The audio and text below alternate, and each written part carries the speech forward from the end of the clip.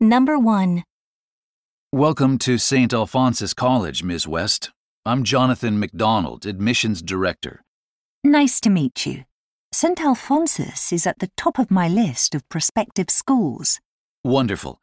This morning, I'll show you around the school, and we can sit in on some classes in session so you can witness our rigorous academic program. Will I get to speak with any current students? I'd like to hear about their experiences as well. Absolutely. I've put aside some time for that in the afternoon, and at around 2 o'clock, we'll return to the admissions office to discuss the application process. That sounds great. Question. What will the woman probably do next?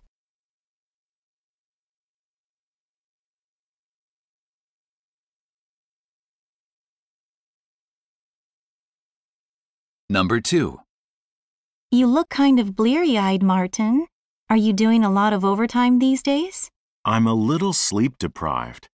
They installed new lighting around the grounds of my apartment complex, and it's a bit too well lit. The LEDs are bright, and the light shines right through my curtains. I've heard that LED light can disrupt sleep. It's definitely true in my case. I'm going shopping for new curtains this weekend. Hopefully you'll be able to sleep better once you get them put up. Till then, let me know if you need help with any of your work. Thanks, Claire. Question. Why does the woman offer to assist the man?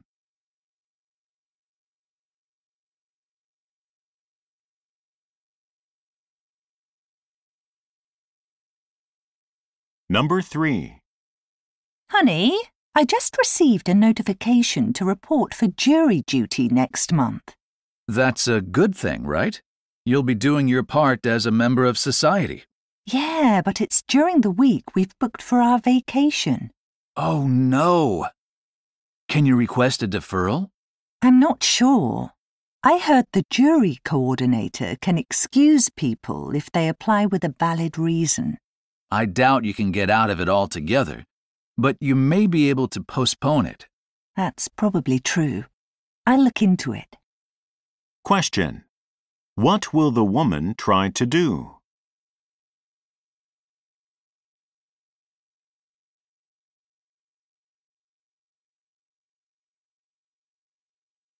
Number 4.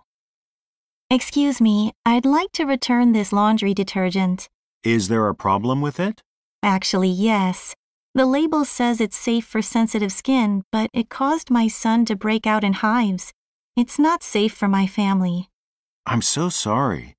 Of course, we'll provide you with a full refund. Thank you. I'm reluctant to trust the claims on any of these products now, and there are so many conflicting reviews on the internet. I recommend you speak with our pharmacist. She might be able to suggest an appropriate detergent. Question. What is one problem the woman has?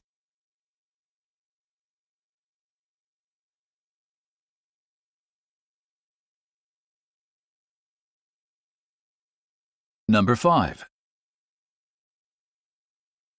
Welcome to Steel International Bank. How can I help you today? I'm a small business owner, and I'm interested in financing for entrepreneurial startups. I know this type of loan is harder to acquire than some other types, and I'd just like some more information. You're right. With entrepreneurial ventures, there is more risk involved for the lender, so that complicates things. If you have assets to serve as collateral, however, there are some options we can talk about. Okay, but first I think you'd better tell me what kinds of assets would be acceptable. Question. What will the man probably explain next?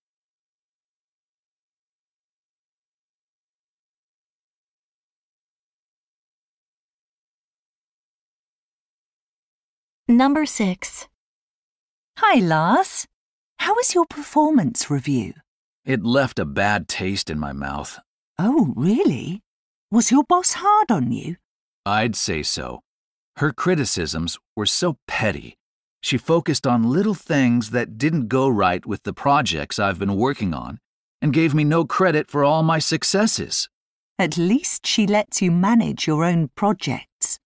For now, but She said she wants to be more involved in my next project. I'm worried that I'll have less control in the future. Question. What is one reason the man is annoyed?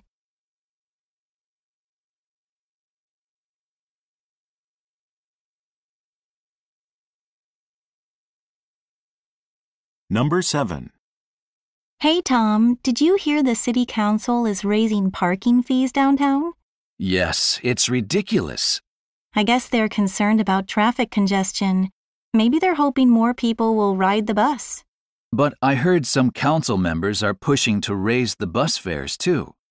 Really? Well, repairing the sidewalks downtown should be a priority. They're in terrible condition. Fixing them would encourage more people to walk around downtown, which would provide a real boost to local businesses. You know how they've been struggling recently. That's a good idea. Maybe you should run for city council. Question. What does the woman imply?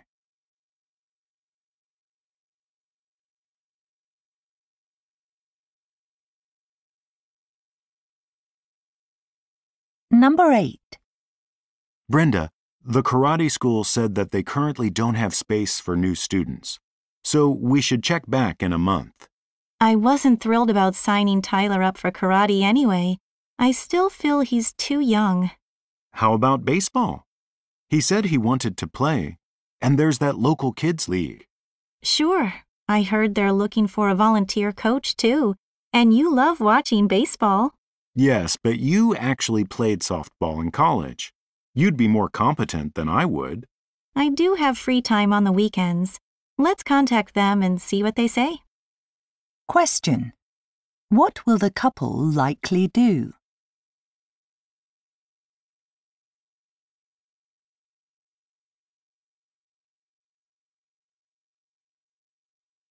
Number 9. Excuse me, I'm having some problems with my new aquarium. Can you help me? I'll do my best. What's your problem? Well, for whatever reason, I can't seem to keep my fish alive. Oh dear, that is a problem. Have you checked the water's pH and ammonia levels? I didn't know I was supposed to. You need to test the water regularly, at least once a week. This kit has everything you need to test and adjust the pH balance. Okay, I'll try it. My next problem is that the water keeps getting cloudy and green. That's easy to solve. We sell filters that will purify the water. Also, do you have any bottom feeders in your tank? I have a couple of shrimp in there at the moment. Well, I recommend that you buy a few catfish too. They will go a long way to keeping your tank clean by eating the extra food and waste that settles on the bottom. Question. What is one thing the man is advised to do?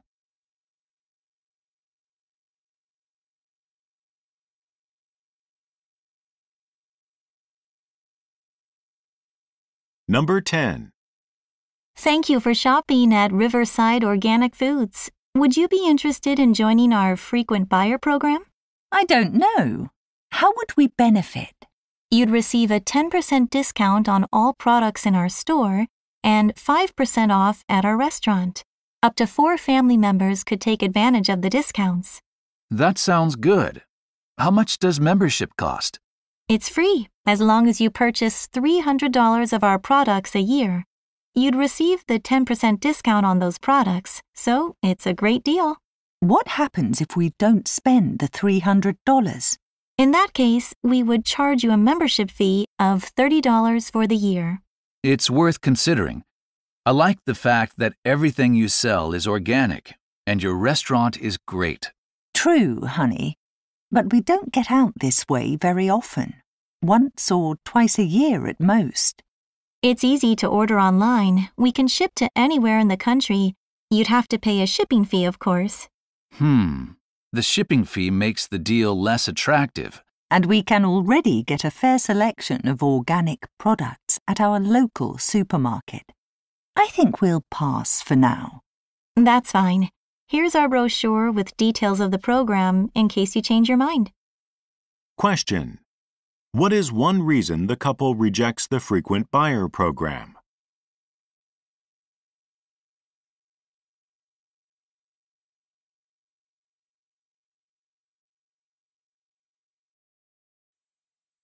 A. Sleep and dementia. Researchers in France have been studying possible causes of dementia, a condition in which a person experiences a severe loss of cognitive function. They investigated whether the amount of sleep a person gets in middle age plays a role in the development of the condition. Using self-reported sleep data from a large-scale lifestyle survey, the researchers looked at 8,000 participants who had been research subjects since 1985. The team found that, compared to participants who reported sleeping 7 hours per night in their 50s and 60s, those who regularly got 6 hours of sleep or less per night were 30% more likely to develop dementia in later decades. While this finding suggests that insufficient sleep could be a contributing factor in the development of dementia, it is not conclusive. It could be that lack of sleep in middle age is actually an early symptom of dementia rather than a cause. However, a neurologist who commented on the study thinks this is probably not the case, as the poor sleeping habits arose such a long time before any of the subjects were diagnosed with dementia. Additionally, she points out that the first biological change that leads to dementia, the buildup of certain proteins in the brain, typically does not begin that early on. Questions. Number 11. What is one thing the researchers in France examined?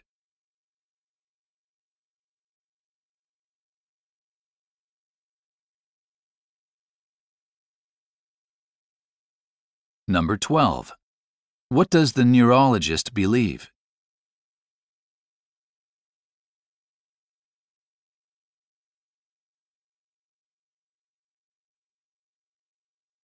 B. Soybeans in the United States. Vegetarian products made with soybeans are commonplace on American supermarket shelves today. But, surprisingly, efforts to introduce such products started over a century ago. In 1917, the U.S. government commissioned EIKEN, a Chinese-born American scientist, to go to China. Her mission was to research soybeans as a substitute for meat products to address wartime food shortages. Keene had been promoting soy products because their production was far less resource-intensive than that of meat. Upon her return, she experimented with processing methods, knowing that to be successful in the U.S., not only did soy products need to taste good, but they also had to look appealing. Other scientists were impressed with the range of foods that Keene produced from soybeans. In some instances, they could not distinguish soy products from meat. However, when wartime scarcities ended, so did interest in soybeans, meaning that Keene would not live to see soy products take hold among the U.S. public. Nevertheless, the agriculture industry adopted soybeans for use as food for livestock and as a source of oil. Later, in the 1960s and 70s, American fascination with Eastern spiritual practices and increasing interest in healthy eating finally led to soy products becoming available in American supermarkets. Questions. Number 13. Why was the U.S. government interested in soybeans in 1917?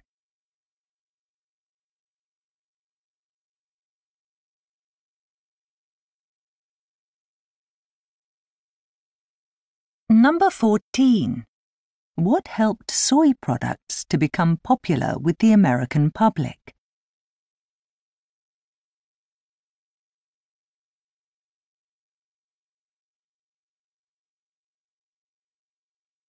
C.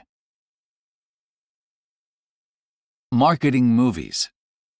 When movie studios market films, they face tough decisions about promotional advertising. Movies usually open in theaters first and are later released in various formats, such as DVDs and digital streaming. One option is for studios to put all their resources into promoting the initial theater release in the hope of maximizing box office profits. Alternatively, studios can divide their budget so that advertising funds are available when the film is released in other formats. A group of marketing researchers investigated which approach offers the most earning potential. They found that, generally, advertising becomes less effective at influencing people's purchasing decisions over time, which indicates that a massive push during the initial theater release is the ideal strategy. Additionally, it seems the genre of the movie may be a factor in how much should be spent on advertising. Science fiction movies, for example, appear to make the largest profits when large pre-release campaigns with lots of ads are used. This is because advertising for these movies has what the researchers call wear-in appeal. The more the ads are viewed, the greater their impact. Action movies, on the other hand, tend to make bigger profits with less pre-release advertising because viewers appear to quickly tire of such ads. Questions. Number 15. What did the researchers find about movie advertising in general?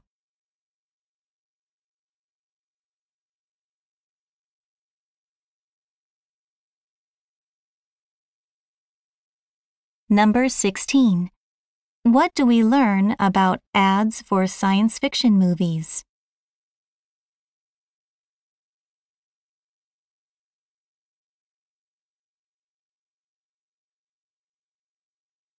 D. American camels. Today, camels are an iconic symbol of the Middle East and North Africa. Surprisingly, however, evidence indicates that they originated in North America. Fossils suggest that the last indigenous camels in North America died out many thousands of years ago. Then, in the mid-1800s, the U.S. government imported several dozen camels to deliver military supplies to remote areas. It was thought that the animals would be well suited to the harsh desert climate of the southwestern United States. Indeed, initial field exercises were so successful that a high-ranking official suggested acquiring an additional 1,000 camels. When the American Civil War broke out shortly after the camels had been put to work, however, the plan was abandoned. Some of the camels that had been brought over were sold to private businesses such as circuses and mining operations for their value as entertainment and labor, but a few were released and continued living in the desert. Although there were several wild camel sightings over the following decades, their numbers were too few to create a stable population, and it is thought they disappeared completely. Now, over 100 years later, some scientists are considering reintroducing camels a second time. Questions. Number 17. Why did the U.S. government import camels in the mid-1800s?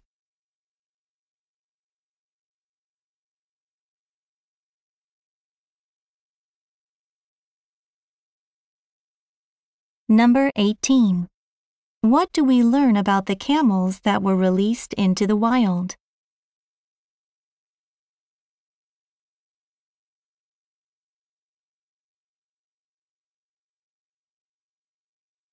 E. Antivenins. Every year, millions of people are bitten by venomous snakes. Although treatments known as antivenins exist, lives that could be saved are being lost due to supply problems and substandard products.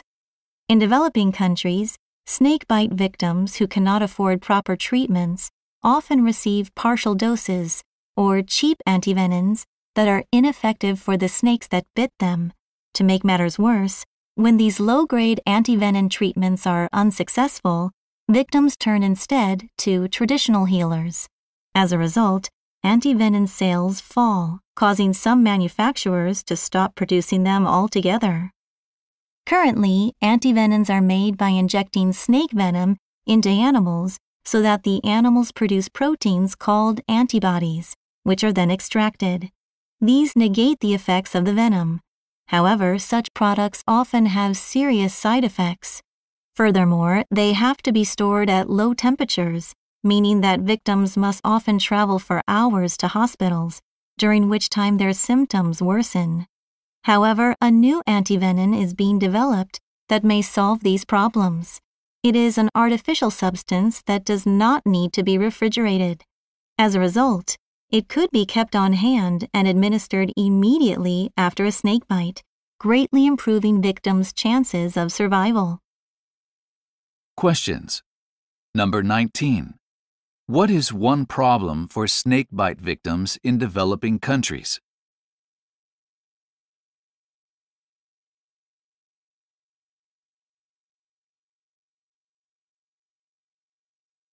Number 20. What is one thing we learn about the new antivenin?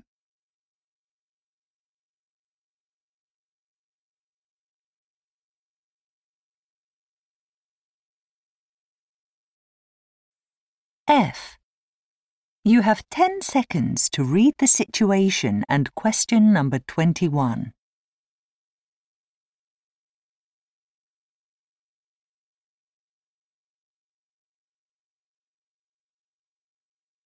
Well, the good news is your X-ray showed you've got a clean break. Over-the-counter painkillers will probably be sufficient to manage the pain. But if it becomes unbearable, I can write a prescription for you. Now you'll be in this cast for a few weeks. The cast immobilizes your ankle so that you won't interfere with the healing process by moving it around. Once the cast is off, we'll check your progress and see if you'll need to wear a special boot for a few more weeks. While you're in the cast, be sure to keep your ankle elevated higher than your knee whenever you can. This helps reduce any swelling. Now let's get you some crutches to help you get around. We can adjust them for your height, and if it's your first time using them, you can ask a nurse to give you a quick tutorial. Now mark your answer on your answer sheet.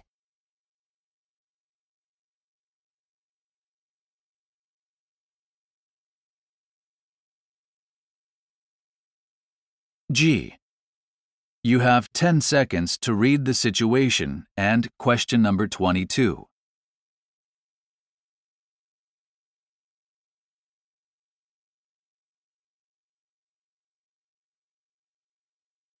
This vacuum cleaner, the ThunderClean 100, is hands down our most powerful model. It has no trouble sucking up large volumes of debris, including pet hair. But be aware it's so powerful that when it's used on a rug, it may actually start sucking up the rug itself and get stuck, so it's recommended only for hard floors or fixed wall-to-wall carpeting. Next up is the Deep Vac. It's got enough power to suck up everything from pet hair to sand, and it has 6 power settings to accommodate all surfaces, including rugs and tiles. And then there's the Dust Guster. Its unique shape makes it the best for cleaning hard-to-reach corners of the house. The same goes for its sister model, the Dust Guster Plus, which is lighter and has longer battery life. Neither of these is quite as effective as the other models when it comes to removing pet hair, though. Now, mark your answer on your answer sheet.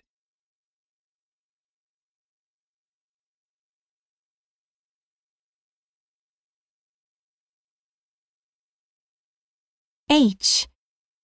You have 10 seconds to read the situation and question number 23.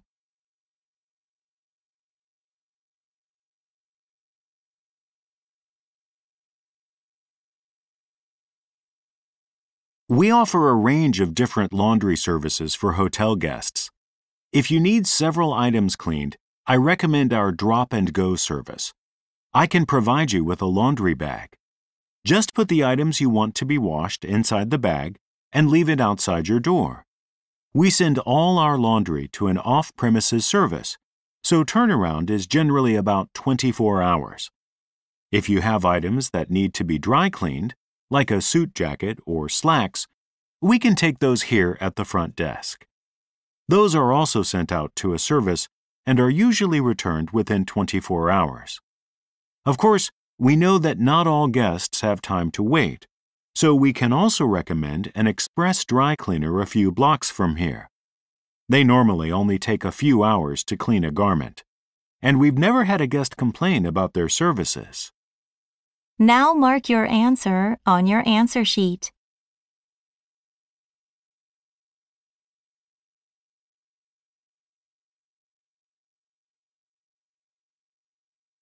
I. You have 10 seconds to read the situation and question number 24.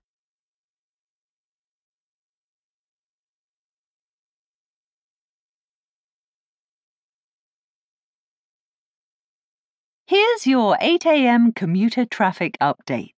A major 5-car accident near Exit 4 on the Channel Freeway heading into downtown has resulted in the closure of 4 lanes there. Traffic is at a standstill from the start of the Channel Freeway at Battery Bridge all the way to the downtown area. Road crews are busy clearing the lanes, but this could take all morning. Commuters currently stuck on Battery Bridge are being advised to access downtown via the Martin Highway, which is accessible from Exit 5, which is 1 kilometre past the bridge.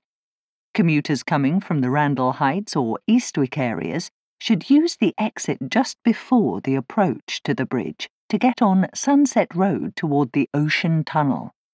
It's your best bet as far as alternate routes downtown go. We'll be back in 15 minutes with another update. Now mark your answer on your answer sheet.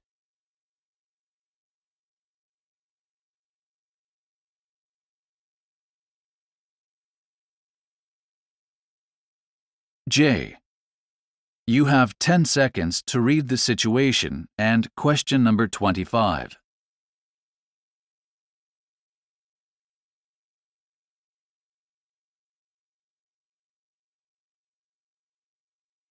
In the afternoon, we're supposed to check in with the full-time staff to see how we can help them. I usually check in with Martha first, but it really depends on what sort of work you're interested in. If writing is your thing, Martha writes copy for the ads. If you don't have experience, she'll probably ask you to begin with some basic spell checking. Mark is in charge of everything related to graphic design. If you're confident in your skills, he will probably have some work for you. Otherwise, you can talk to his teammate, Hilda. She does the same kind of work, but her project has some easier tasks that she might want help with. Finally, if you want to work on fundamental business skills, you can assist the boss, Carol. She's always looking for help responding to clients' inquiries. Now, mark your answer on your answer sheet.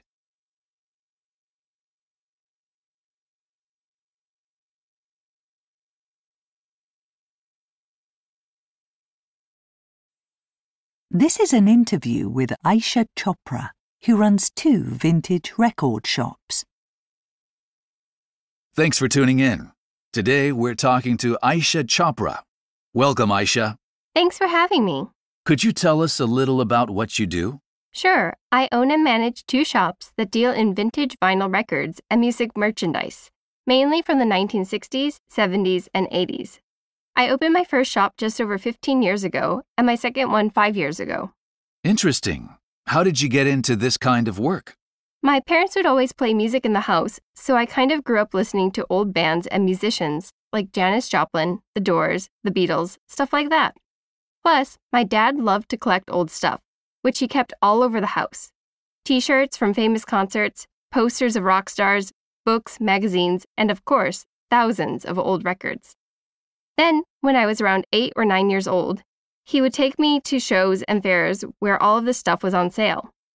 I started using my pocket money to buy things, and before I knew it, my collection had grown substantially.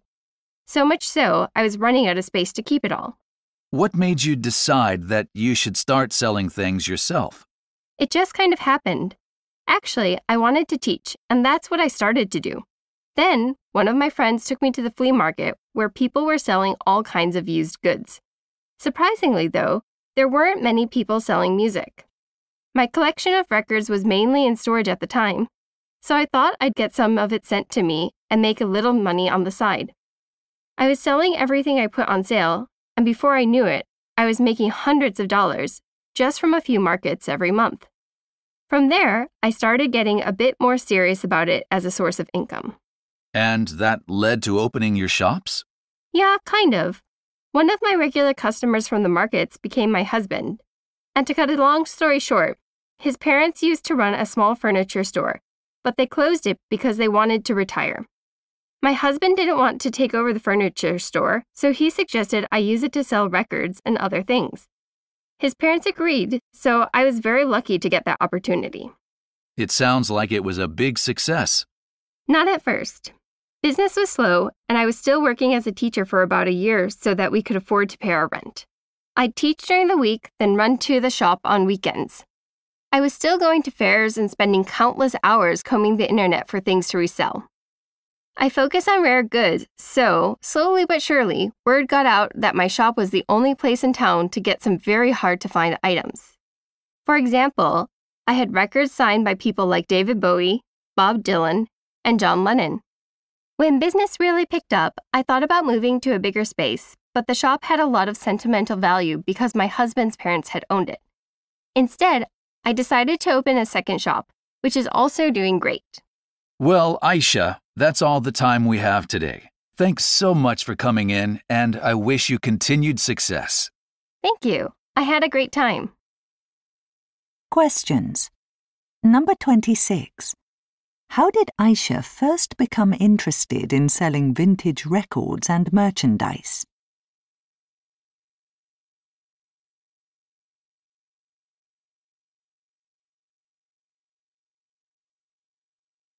Number 27.